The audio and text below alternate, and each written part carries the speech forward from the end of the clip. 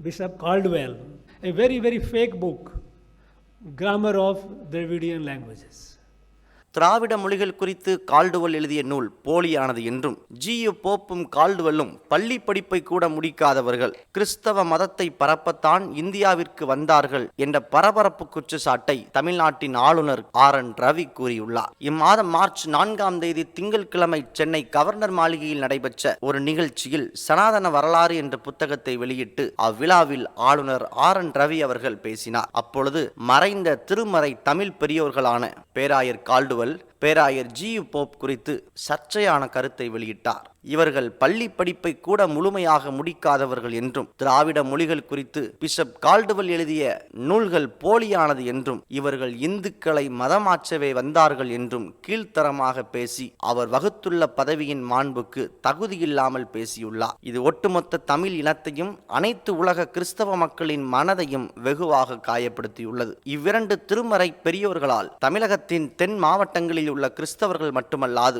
அனைத்து மக்களும் பயனடைந்து கல்வி கற்றதினால்தான் இன்று தென் மாவட்டங்களில் கல்வியும் நாகரீகமும் பொருளாதாரமும் சிறந்து விளங்கி வருகிறது. சாதி மத இன வேறுபாடுகளின்றி அனைவரையும் ஒன்றிணைத்து களப்பணியாற்றிய கிறிஸ்தவ பணியாளர்களின் பணியை கொச்சைப்படுத்தி அமைதி பூங்காவாக இருக்கும் தமிழகத்தில் மத கலவரத்தையும் சர்ச்சைகளையும் உண்டு பண்ணி தேர்தல் நேரத்தில் தனது வன்மத்தை கக்கியுள்ளதாக கிறிஸ்தவ முன்னணி உட்பட பல்வேறு கிறிஸ்தவ அமைப்புகள் தங்கள் கண்டனத்தை பதிவு செய்துள்ளது. இதுகுறித்து கிறிஸ்தவ முன்னணி இயக்கத்தின் சார்பில் தென் மண்டல செயலாளர் திரு ஜூடு கிங் அவர்கள் தூத்துக்குடி மாவட்ட ஆட்சித்தலைவரை சந்தித்து புகார் மனு அளித்துள்ளார். ஜியு போப் மற்றும் கால்டுவெல் இவர்களை குறித்து நீங்கள் கேள்விப்பட்டு அறிந்த தகவல்களையும் உங்கள் கருத்துகளையும் கருத்துரை பக்கத்தில் பதிவு செய்யுங்கள். பலர் பார்த்து பயனடையட்டும். இந்த காணொளியை மறவாமல் உங்கள் நண்பர்களுக்கும் பகிர்ந்து கொள்ளுங்கள். நன்றி.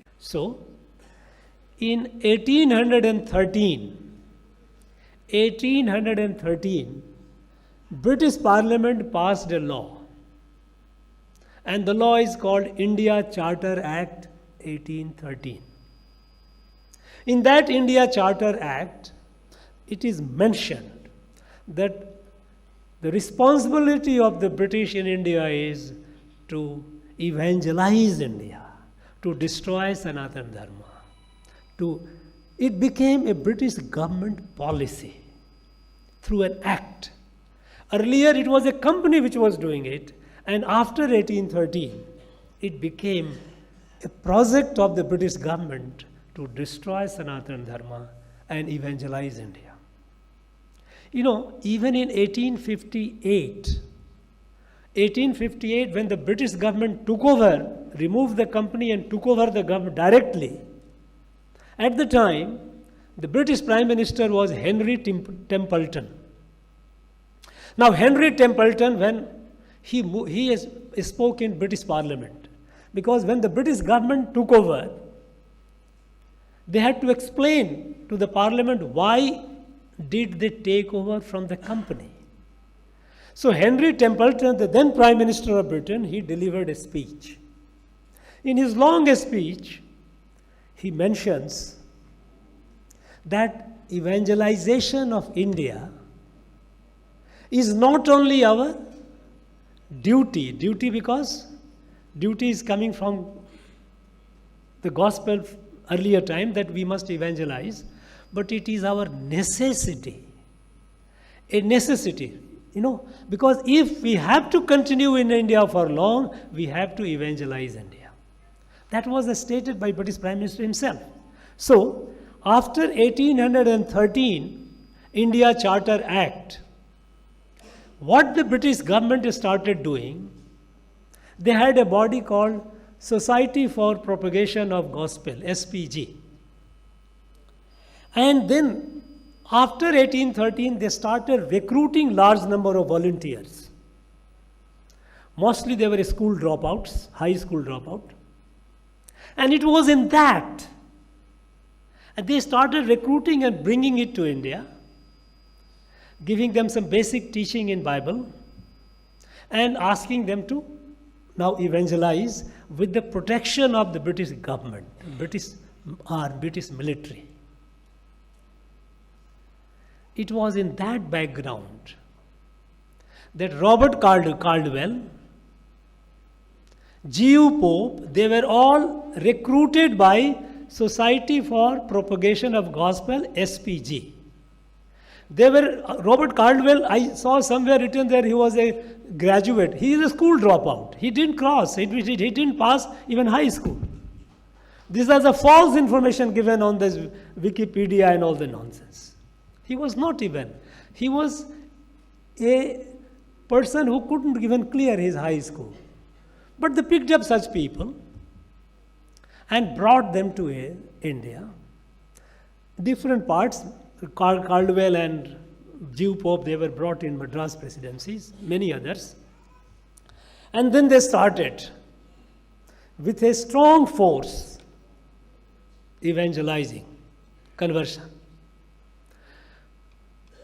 In fact, I do not know how many of us are aware that at the time, they had, by the time 18, 20, 25, 30, they had closed all the schools which were running here since long time, hundreds of years ago. Native schools were closed. Only missionaries were allowed to have the schools. And their admission was only if you are baptized. Unless a child is baptized, will not get admission in the schools. These are fact. Somebody will say that, okay, governor is talking like this. It is a historical fact. We must confront the truth. This is what happened in the past. They were not admitted.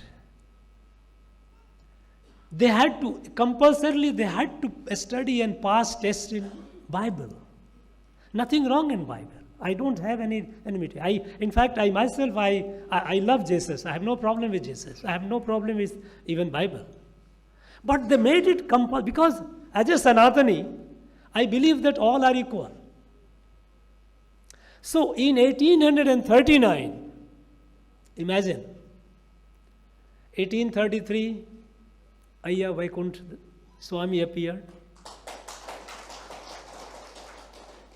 It was at that time, 1824, Tiruvat Prakash Vallalar had appeared.